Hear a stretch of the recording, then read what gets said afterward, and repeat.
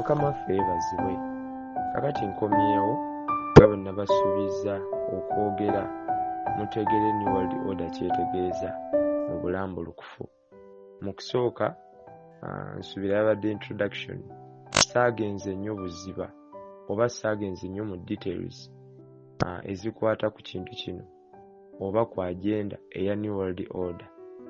Kati olw'okuba ndi nabasuubiza nsaba kinkomyewo nsanzeewo enjiri ku platform ne ŋŋamba waayi oba mbireke naye ate nga nabasuubiza.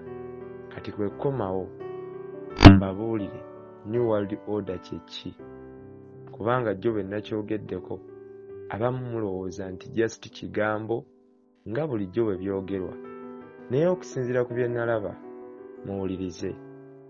Olunaku lumu Mukama waffe Yesu yajja gye ndi, nali mu kusiiba. Jjukira mu biro ebyo nali mu kusiiba ennaku 5 nga bwe ntera okukola buli wiiki.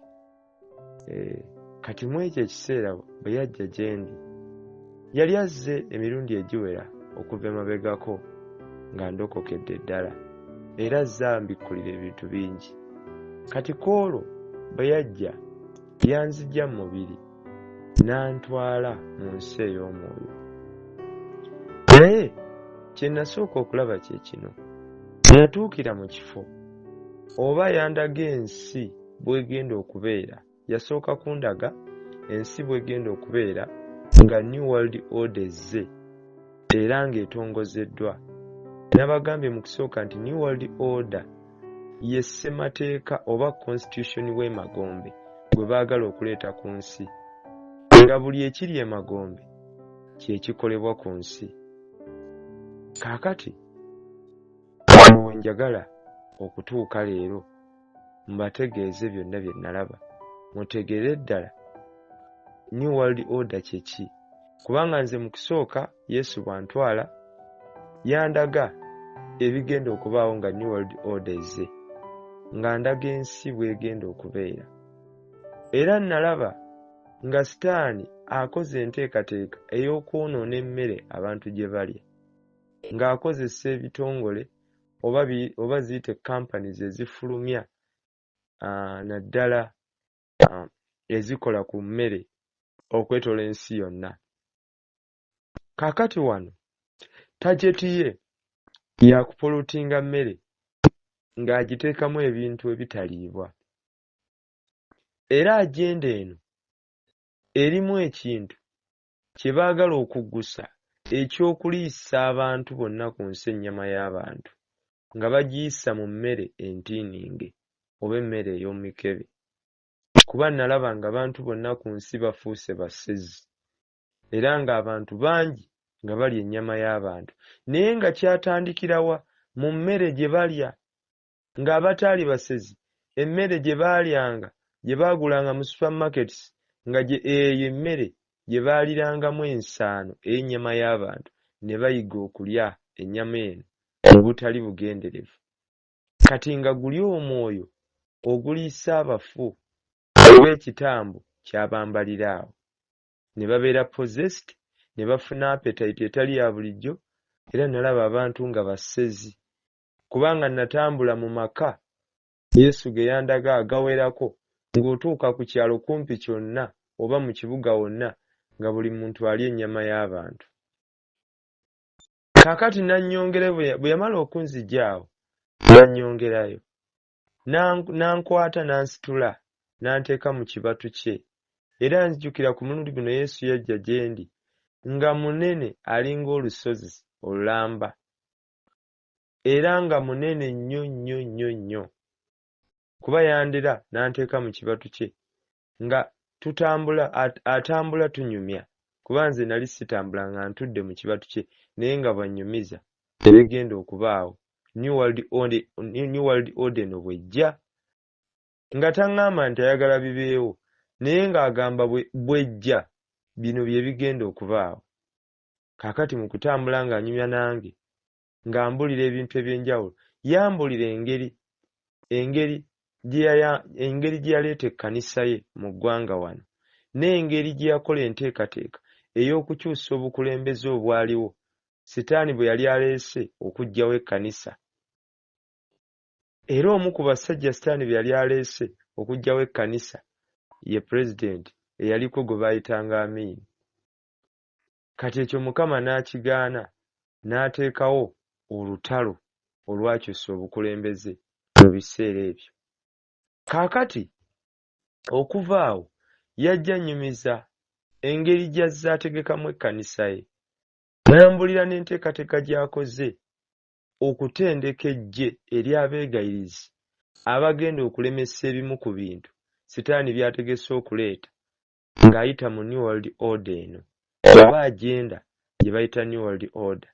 Kati mu kweyongerayo nga tutambula, ye yali atambula nga nze ntudde mu kibatu kye, n'alyoka anfulumya n'antwalira ddala mu nsi endala. Eri ensi bwe tugituukamu twatuukira ku geeti zaayo. Geeti zino nga za nsi gye bayita Amagombe. Bwe tutuuka ku geeti zino twasangawo abakuumi oba emyoyo egikuuma ku geeti ez'ensi eno. Kati Yesu n'alyoka ankwasa ekitala, nalaba nga nkwasizza ekitala ekya zaabu, ne nnwana n'omwoyo guno oba egimu ku myoyo gyali ku nzigi oba ku geeti ez'obwakabaka buno bwe twali tugenzeemu.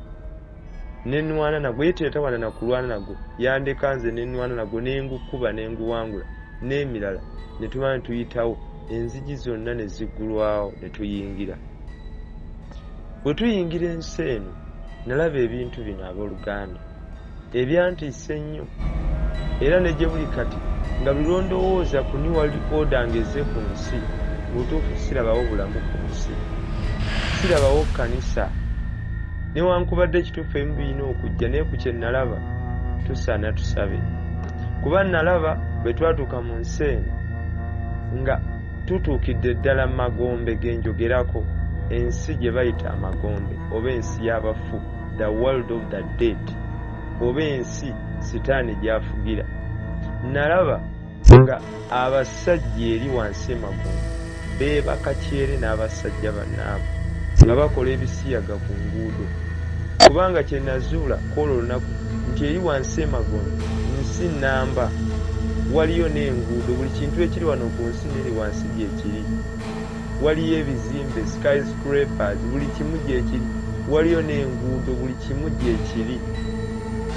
Era manya buli kyolaba wano ku nsi eri wansi gyekiri. Waliyo tekinologi ne wano ku nsi taliiwo. Kubanga sitaani bwe yagwa n'amagezi ge, bwe bamalayika be baagwa n'amagezi gaabwe. Kati bo ne bazimba ensi wansi magombe, ne bazimba ebibuga, ne bakola ensi eyaabwe, era nga yakyetwala, yabannakyemalira, yabakyetwala, tewaliiko abakuba ku mukono. N'endaba abakazi ng'eri beebaka ne bakazi bannaabwe kyere, n'abasajja nga beegatta ne basajja bannaabwe ku nguudo, era ng'eri buli muntu akola buli kyayagala. Ng'oli bw'ayagala okutta ng'atemako wali omuntu, bw'ayagala okunywa omusaayi teyeetaaga kubuuza. Nalaba nga buli omu alina eddembe okukola buli kyayagala. Era nalaba nga buli kimu kitambula, ng'olaba ensi naye ensi eri out of order, nga it is a world of chaos, ng'ejjudde akavuyo, naye ng'emizimu mingi nnyo, naye nga n'abantu gye bali. Era nalaba emmeeme z'abantu abagenda wansi emagombe nga gye bali, nga bakola obugwagwa, ebisiyaga, buli kye baagala nga bakikola mu lwatu. Saalabayo bayingira mu bisenge kwegatta n'abasajja bannaabwe. Saalabayo bamala kugamba ate wano bajja tulaba tugende twegattira eri. Nalaba bakikolera awo. Era nalaba buli lowooza ku buli kikolwa ekibi, obutemu, obubbi, obunyazi, obukaba, ebisiyaga, byonna nga bikolebwa kyere. Era nalaba abakazi nga beebaka ne bakazi bannaabwe awo. Kati njagala olowoozeemu oluganda, bwe twogera ku New World Order, gw'oyinza okiteeka mbongo bo n'olaba ng'ekintu ekitono, n'ogamba ate tusabira ki? Bino birina okujja. Naye okusinziira ku kye nalaba, twetaaga tusabe. kubanga nalaba ensi ng'eri mu kavuyo, ensi nga eri out of order, nga teriiko afuga, nga buli muntu kyayagala kyakola, ensi etaliimu mateeka. Kubanga New World Order ekisookera ddala bw'ejja, ensi egenda kuba teriimu mateeka, nga buli muntu alina eddembe okukola buli kyayagala. Era okusinziira ku bye nalaba, Yesu yantambuza n'andaga ebyo byonna. Nalaba ng'abantu basinza Sitaani mu bugwagwa, mu bukaba, mu bwenzi, mu kutta, mu kuyiwa omusaayi, mu kukola buli kintu, ng'obulogo bukolebwa. Oba ku bino nti omuntu kati agenda ne yeekweka mu ssabo ly'otamanyi n'akuloga, wali ajja kuba akuloga misana ng'omulaba.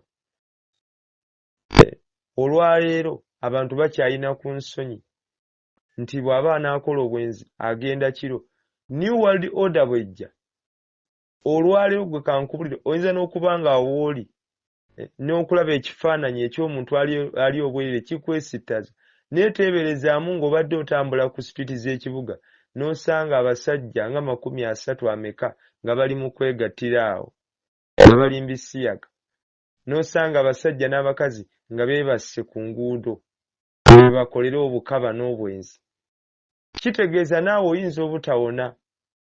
Olw'ebikolwa bino biba bijja kwesittaza omalirize nga naawe oyase. Olaba just muwala ayambadde kammini akwesittaza n'owulira ng'oggwawo osaanuuka. N'oyagala omutunuulire paka lwabulirayo. Kati ate olwo bw'onaasanga omusajja n'omukazi nga bali ku kkubo wano, obe nga wakabayitako weegumye osanga abalala, era naawe oba ojja maliriza ogudde. Kati abooluganda, bwe namala okulaba bino byonna, kuba nalambula ensi eri, Yesu yantwala n'annambuza ekikolebwa emagombe. Nalaba ebintu bingi, era olw'obudde nja kukomawo njogere n'ebirala, kubanga waliwo n'enjiri gye tulina okuwuliriza gye nsanzeeko. Naye nalaba ensi eri out of order, ng'ensi ejjudde akavuyo k'otalabanga, nga buli kintu kikolebwa kyere, ng'omuntu okubba teyeetaaga kujja kiri, alina kujja misana, ate ogenda muwaabirawa.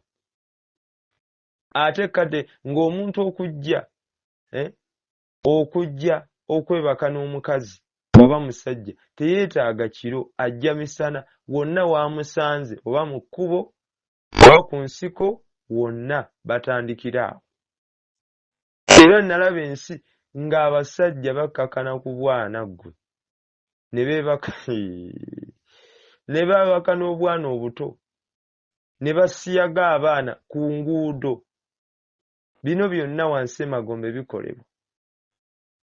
Era oluvannyuma, wadde simaze ebyo nalaba, naye oluvannyuma bwe namala okulaba ebyo byonna, mu kuvaayo Yesu kwe kuŋŋamba nti eyo gye bayita New World Order. Era n'antegeeza nti New World Order etegeeza nti buli ekikolebwa emagombe nga kye kikolebwa ku nsi. Buli, si ng'ebimu naye buli. Kati njagala ekyo kiteeke mu bwongo bwo. Bwe nkugamba bannaye nti tugolokoke tusabe, tubeeko bye tuwakanya, gwe ng'ogamba nti nedda biteekeddwa okubaawo. Kankubuulire naawe kennyini tosobola kuwangula nsi nga New World Order ezze. Oyinza okuba weetenda obulokole, oyinza okuba nga kituufu olwaleero olw'okuba waliwo emirembe, tewali bugwagwa bususse, nga y'ensonga lwaki okyayimiridde. Ne New World Order bw'ejja, nga bwe nagiraba, buli kimu ne kibeera fully implemented nga bwe kyateekebwa mu ssemateeka wa New World Order. Amazima gali nti naawe oyinza oddugenderamu. Kati kituufu obunnabbi bujja kutuukirira, naye mu biseera byabwo. Ate olaba n'emyaka 7 egy'okubonaabona okutabanga okasookedde ensi ebaawo, era abantu bajja kubeerawo nga balokoka olw'ekisa kya Katonda nti abantu bajja kulokoka. Katonda ensi kituufu ajja kuba ng'agiwadde eri Sitaani, naye ng'agimuwadde okugikoleramu by'ayagala, ate era okulokola n'okukyusa abantu be. Kaakati Katonda tayinza kuleka nsi bw'atyo agambe nti kati buli Sitaani ky'ayagala kijje kikolebwe nga bw'ayagala. Nedda, eyo ensobi Mukama tayinza gikola.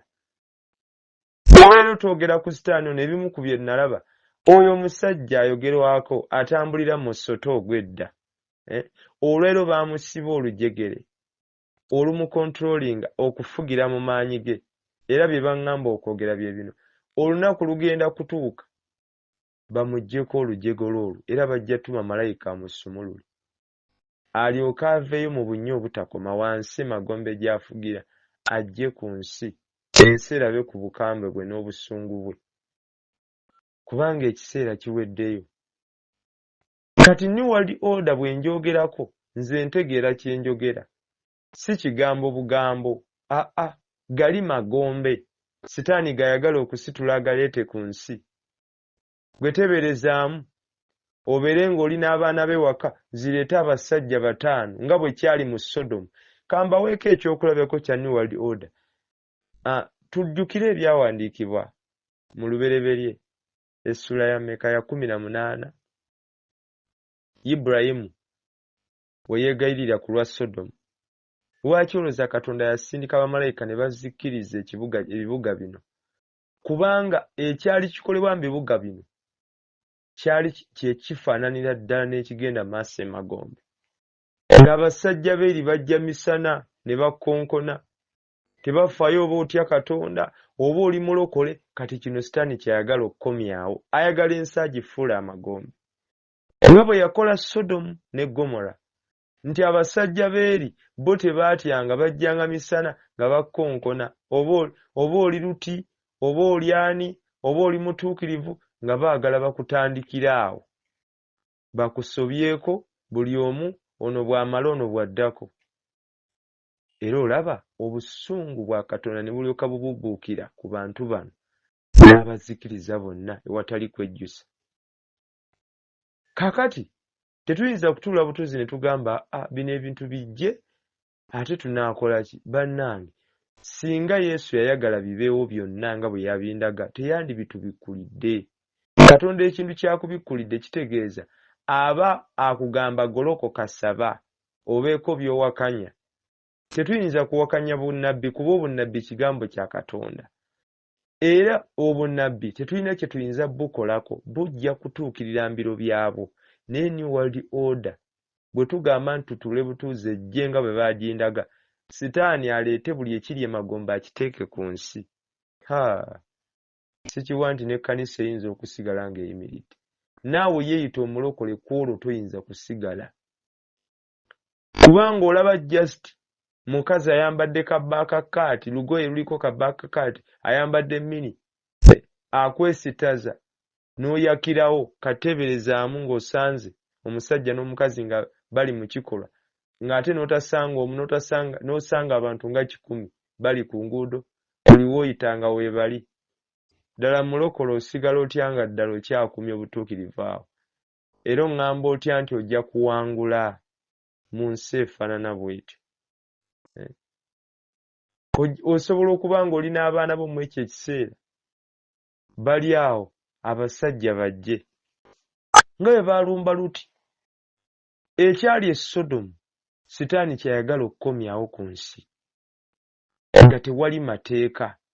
Kateberezaamu ensi etaliimu mateeka nga buli muntu kyayagala kyakola, oba asse oba abbye oba akutte mwana nga teri amuvunaana. Kubanga New World Order kitegeeza n'ekisookera ddala kuggyawo mateeka agaliwo. Ensi bagikyuse baleete amateeka nga gawagira okwonoona n'obugwagwa n'obusirusiru obwa buli ngeri. Era ng'omuntu okwonoona oba okukola ensobi yonna tegukyali musango. Ye New World Order. The world of lawlessness ye sitaani gy'ayagala okuleeta. Era ayagala ensi agikyuse agiggye ku bugunjufu obuliwo nti abantu bakyalina ensonyi, abantu balina obugunjufu okuvambika, abantu balina obugunjufu okusinziira bwe bakuziddwa. Kati ebyo ayagala biveewo. Aleete obugwagwa bw'otalaba ng'obwali mu Sodomu. Kwe kwesanga nti mu ekyo ekiseera ojja kuba oli n'abaana bo agasajja gajje gazingeko amaka gagambe vaayo tutandikira ku baana naawe tumalire ku ggwe. bakusobyeko n'abaana batambule bagende tewali wogenda bawaabira. Era jjo ono omusajja Joe Biden yagenda gye baali bamukwasizza. Niyo olw'okusaba kwaffe kubanga nze Mukama yakindaga nga ne Joe Biden yakyali president wa America. Bino ebintu yabimbikkulira n'aŋŋamba saba. Kubanga Joe Biden baamukwasa agende n'agireete ebeere fully implemented. Kubanga it's a constitution. Eno constitution ya New World Order baagala bagitongoze mu nsi yonna ekole si mu America wokka. Wakuba nti baagala sooka amawanga gano aga G7 ge gaba gasooka okugiyisa nga buli tteeka erigimu likola mu mawanga gaabwe. Ebisiyaga nga babiwagira. Divorce nga bagiwagira. Buli kintu nga bakiwagira. Kati era ono omusajja jjo yali president wa America Joe Biden yamulemerera n'amaliriza nga akaka amawanga okukkiriza etteeka limu ery'ebisiyaga erya LGBTQI. Ate n'amawanga agamu naddala abakulembeze ne bafuna amakulembeze b'amawanga ago ne bafuna embavu ne bagaana. Era n'amaliriza nga ekisanja kye kiweddeko n'agenda. Naye nga tageti yaabwe babaze 2-3 babala nti 2-3 wanaatuukira babeere nga bamaze okutongoza agenda eno. Era nga buli tteeka erigirimu likola 100%. Naye tulina omukisa nti akadde kakyaliwo tusobola okusaba. Ne tulemesa enteekateeka ne tuginafuya yadde ebimu bijja kuyitawo ebimu naye si byonna. Ne bwe buba bugwagwa buba tebujja kuwamba nsi yonna. Mukama tusobola osaba n'asigazaawo akasanvu ke mawanga ag'enjawulo. Ne kitalya nsi yonna. Ne bw'ogamba ensi yonna efuuke ng'amagombe nga bwe kyali mu Sodomu abooluganda. Naawe oyinza okubulwa w'onywa amazzi. Amazima gennyini. Kuba ojja ekyo ne kibaawo oyinza okuba otambula ku kkubo n'ogwa ku gasajja. Ne bakuzingako basiyazi bali 5 ne bakwata akabadiya. Ne bakusobyako ne bakulekaawo. Ng'ekyenda kiri bweru. Tewali gy'ogenda kuwaaba kubanga amateeka agabakwata baagajjawo. Kubanga Sitaani ayagala buli tteeka eribagiddwa mu ssemateeka wa buli ggwanga ku nsi kuno gonna gaveewo. Yaleeta amateeka agage agawagira obwenzi, obugwagwa, ebisiyaga, obubbi, obunyazi, okutta, okuyiwa omusaayi. Kati ensi ayagala agifuule yakwerwanako ng'ow'amaanyi yawangaala. Survival for the fittest. Ng'omunafu tawangala, omunafu bakola buli kye baagala. Ensi gy'ayagala efuuke yakirwanire. Otandika okuba nga otya n'okutambula mu kkubo nga ne neyibawo omwekengera. Ayinza okukola ekintu kyonna nga tolina gy'ogenda muwaabi. Kakati bwe njogera ku New World Order abasinga muyinza okiraba ng'ekintu ekitono. Naye kino kisukkawo ne kubonaabona okw'emyaka 7. Nze Yesu bw'atyo bwe yandaga. Kubanga ne mu myaka 7 era waakiri wajja kubaawo akalembekkereza.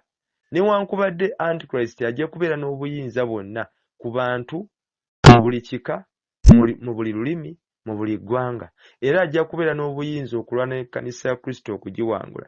Naye era wajja kubaawo akalembekkereza kubanga Mukama tayinza kuweerayo ddala nsi mu mikono gya Sitaani n'agivaako. Tasobola kikola. Kubanga n'ekigendererwa eky'emyaka gino 7 ayagala gijje giyigirize abantu nti ddala ayina ekisa n'okusaasira. Bategeere obubi bwa Sitaani bawule n'ekisa kya Katonda. Kubanga abantu gye bakomye okubeera n'emirembe ku nsi gye bakomye okunyooma Katonda. Ne bagaana okulokoka ng'ate obulokole bwa bwereere. Ekisa weekiri ne bakizannyiramu. Kati ensonga lwaki nti ekigenda okujja Katonda ayagala kibeewo era ng'ate oyinza n'okukiraba ng'ekintu eky'okubonaabona oba okubonyaabonya abantu. Naye nakyo Mukama akikola lwa kisa. Kuno okubonaabona kwategese okw'emyaka 7 kugenda kujja lwa kisa kye na mukwano gwe ng'ayagala abantu beenenye bakyuke. Kaakati olwaleero New World Order bw'ejjira wano muteeberezeemu tetuli mu 2026 jo olukiiko lw'amawanga amagatte baali bakyogerako nga baagala by 2030 2030 babeere nga bamaze ogitongoza ng'eri fully implemented in agenda eya New World Order. Kaakati wembuliza bw'ejjira wano mulokole oyina abaana ojja basindika ku ssomero bagende okukomawo nga babasiyazi ate tewali gy'ogenda kuwaaba. Teeberezaamu ojja kuba ne mukazi wo atambuleko okgenda mu katale bamukwatireyo bamusobyeko akomewo ng'akaaba tolina gy'ogenda kuwaaba. Anti New World Order ojja kuba oli awo ng'olina mulabe we yakukyawa edda bulijjo atya poliisi atya okumuvunaana ajje n'ejjambiya ku mulyango akonkone akole kyayagala atambule. Eyo gye bayita New World Order, ensi etaliimu mateeka, the world of lawlessness. Kati eyo sitaani gy'ayagala ayagala ensi agifuule bwetyo. Nsaki Yesu yaŋŋamba nti ntendese eggye eri abeegayirisi abagenda okuyimirira okulemesa enteekateeka eno. Kituufu waliwo ebijja okusoola oba biyitemu naye nga nabyo tebigenda kujja kukola mu maanyi gaabyo. Tutunulire olwaliro ekigenda mu maaso.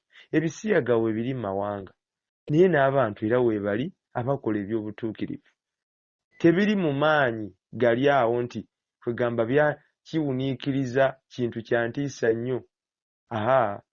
Abasiyazi mwebali mu mpola mpola naye era n'obufumbo obutukuvu weebuli. Kwegamba ensi tetuyinza kusaba kibi ne kivaawo naye waakiri tusobola okusaba ne tubaako bye tunafuya ate ne tubaako ne bye tulemesa okujja. Eno ensi n'emala evaamu amateeka kambabuulire n'efuuka ensi etalimu mateeka nga sitaani bwe yakibala mu New World Order. Simanyi na kumanya.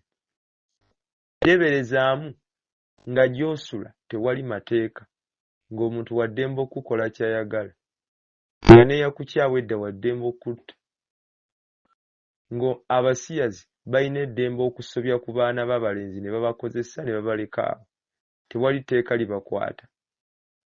Ng'omuntu bw'ayagala okubba akikola kubanga akimanyi togenda kuwaba ku poliisi kubanga teri agenda muvunaana.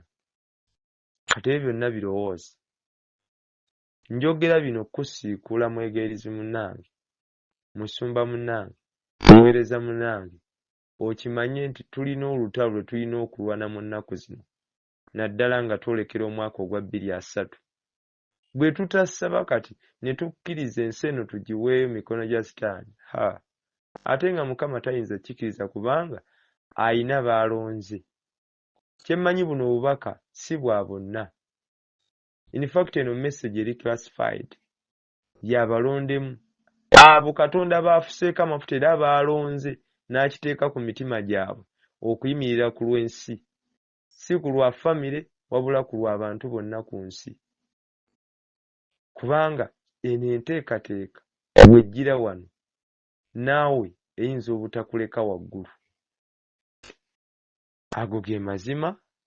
Nja kukomawo mbabuulire ebirala bye nalaba okusinziira ku nteekateeka ya sitaani.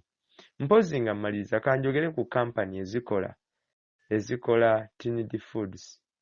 Ennaku zino abooluganda naddala bafunye ku ssente. Si kibi okgenda mu supermarket n'obaako ebintu by'ogula naddala ebiriibwa. Naye ekisingako tuddeyo ku mmere yaffe emmere yaffe eŋŋanda gye twerimidde mu nnimiro. Emmere gye tusobola okugula wano ku katale kaffe kati ng'amatooke ng'okimanyi galimiddwa ku ttaka lya wano, ensujju n'ebirala, lumonde, muwogo. Naye emmere yonna eri processed. Amazima gali nti eyo emmere sitaani gy'atajetinze okuteekamu by'ayagala abikuyingize nga obyeyagalidde obiguze na ssente. Ekimu ku byo kwe kuteekamu ennyama y'abantu. Baagala abantu bonna ku nsi babafuule nga nsolo nga tebalina kissa. Era emu ku nteekateeka yaabwe mu security societies baategeka companies weeziri ezirina okuprocessing emmere eno entiiningi nga bamaze ogiteekamu bye baagala nga bagitaddemu ebintu ebitaliika, bagitaddeko endagaano, bagitaddemu ebintu ebirwaza kansa. Companies kanyoyere ku kampani emu, kampani nga Monsanto n'endala. Zino ze kampani eziwereddwa omulimu guno okupolotinga emmere nga bayita mu gundi mu pesticides oba mu ddagala erifuuyira ebirime, nga ekigendererwa kyabwe kwe kulwaza abantu kansa ku nsi. Kati ate bo nga be bazimba ne pharmaceutical societies bafune ssente mu ddagala lye bafulumya katale k'ensi yonna. Olaba sitaani bw'abala ebintu nti akola ekizibu n'aleeta ne solution yaakyo, nga solution ogenda gisasulira buwanana. Nti bafulumya eddagala ery'okufuuyira ebimera, nga eddagala eryo lirwaliza ddala kansa. Kati nga gye bujja omuntu, abantu gye banaakoma okulya emmere eno enfuuyire bagenda kulwala nnyo kansa. Then ate bana bennyini abaakola eddagala bateekewo cuwa zibeere za buwanana, ng'omuntu alina ssente oba ayinawo ku bugagga yasobola ogigula. Ensonga ki nti mulaba pharmaceutical societies zonna ngagga, companies ezifulumya eddagala kino kye zifunamu ssente. They create viruses ate ne mane bakuleetinga cures. Kati kampani nnyingi nnyo sijja nazoogerako ze baawa omulimu guno, era ng'essaawa zino ekigenda maaso kisooka mu agenda yaabwe ya New World Order kwe kulwaza abantu kansa ku nsi. Kino bakiteeseteese abantu balwale endwadde ezitawonera mu malwaliro ezitaliiko ddagala, nga sigamba nti eddagala teririiyo kuba balirina, bo balirina. Baagala aliens zijje ku nsi n'eccuwa zino eza kansa n'ebirala zirimbire okwa abantu nti be bakatonda abaatonda abantu ku nsi. Kubanga mu New World Order mulimu ne pulaani ey'okuleeta aliens ku nsi, era nejjo President Trump yakyogerako. Bw'olaba nga President wa Amerika nga atandise okwogera ku bintu bwe bityo by'omanyi nti biri classified, manya bumanya waliwo kye bali mu kuleeta. Kubanga ekiseera kituuse nga aliens zaagala ziveeyo wansi mu bibuga bye baazimba mu ttaka, kubanga zeekukumye okumala ebyasa n'ebyasa. Kati zaagala ziveeyo zijje ku nsi. Era waliyo n'ensi endala, ensi gye baazimba oba ebibuga bye baazimba. Ensi eyo sijja gyogerawo kati, naye nayo Omwoyo Omutukuvu yantwala mu nsi y'omwoyo ne ndaba ebintu bino. Kati aliens zaagala zijje ku nsi mu byombo, era nabanyumirizaako wano nalaba ebyombo nga bizze ku nsi nga birimu abasajja abambadde ebyuma nga ze aliens, era nabanyumiriza engeri gye nabalaba nga bayigga buli muntu ayitibwa omulokole ku nsi. Kubanga ekintu kye batya ye kkanisa ya Kristo yokka, tebatya kintu kirala. Tebatya bannaddiini, ebyo temuli. Tebatya muntu, tebatya balogo, batya muntu ki ajjudde Omwoyo Omutukuvu nga yalokoka, gwe batya yekka. Kaakati ekiseera kyabwe kituuse baagala baveeyo, era ne mu New World Order eno baakiteekateeka okubaleeta ku nsi, naye ng'ensi bamaze gireetamu bizibu, ng'ejjudde endwadde ezitawona, ng'ejjudde endwadde nkati nga kansa ezitaliiko cure, ezitaliiko ddagala. Y'ensonga ki nti ennaku zino bakoze viruses nnyingi nga bakozesa companies nga Monsanto n'endala, okulaba ng'ensi ejjula endwadde n'ebizibu ebitaliiko kyakuddamu. Kati bagende okuleeta aliens zino okujja okufuga ku nsi, ng'olwedde abantu bali stressed, nga bali depressed, nga bali desperate, ng'olwedde banoonya kyakuddamu eri ebizibu byabwe. Kati awo gwe mukisa sitaani gw'ayagala okukozesa, ensi ayagala asooka agiteekemu akavuyo, ebeeremu ebizibu ebitaliiko kyakuddamu. Newankubadde ekyokuddamu gye kiri, era ffe tukimanyi, ye Mukama waffe Yesu. Naye abantu b'ensi bajja kunoonya engeri gye bagenda okuva mu bizibu bino. Kati awo Sitaani wagenda okuleetera aliens ku nsi zirimba abantu nga zikozesa solutions ez'ebizibu byabwe. Bwe liba ddagala nga balirina nga babuuza olina ki kansa kwata kiwa ng'ate owonerawo. Kubanga already n'ebintu ebirwaza kansa bye babikola. Emmere abantu gye balya yandibadde tefuuyirwa. Kampani ezifulumya eddagala lino muni wali order okusinziira ku bye nalaba ze kampani Sitaani zaataddewo n'ekigendererwa okulwaza abantu ku nsi endwadde nga kansa n'endwadde endala. Kati abooluganda tubeere beegendereza ne bw'ofuna ssente okusinga okulwala kansa ow'obwerere waakiri gula ettooke lyo mu katale ly'omanyi nti baalirimye wali baaliggye mu lusuku lw'omanyi nti lwa mu Uganda. Lima bw'oba oyina ettaka, bw'oba osobola okugula emmere eri nakyo eri organic gula eyo. Kituufu ssente zituma zigamba akati gendako mu supermarket lyako ku tinned food ate olinyumya ki naye obulamu kikulu. Kubanga enteekateeka ya Sitaani ayagala ensi asooka agijjuza ebizibu then amale agire mu bulimba obw'okugamba nti ye alina solution ng'akozesa aliens. Ate nga aliens gye ziri Abamerika baazaawulira ekifo kye bayita Area 51. Kaakati zaagala kuvaayo wansi mu bibuga bye zaazimba. Era wano kambabule tewali gavumenti etatesa na aliens, teriiyo ku nsi. Ne tekinologi yenna gwe bakozesa okukola ebyokulwanyisa bamujja ku aliens. Kati ensonga ki tuteekeddwa okusaba ng'ekkanisa n'okutegeera nti ebintu bino gye biri. Kubanga eno nteekateeka ya Sitaani ey'okufuga ensi ng'akozesa aliens n'ekiddako ng'akozesa Antichrist.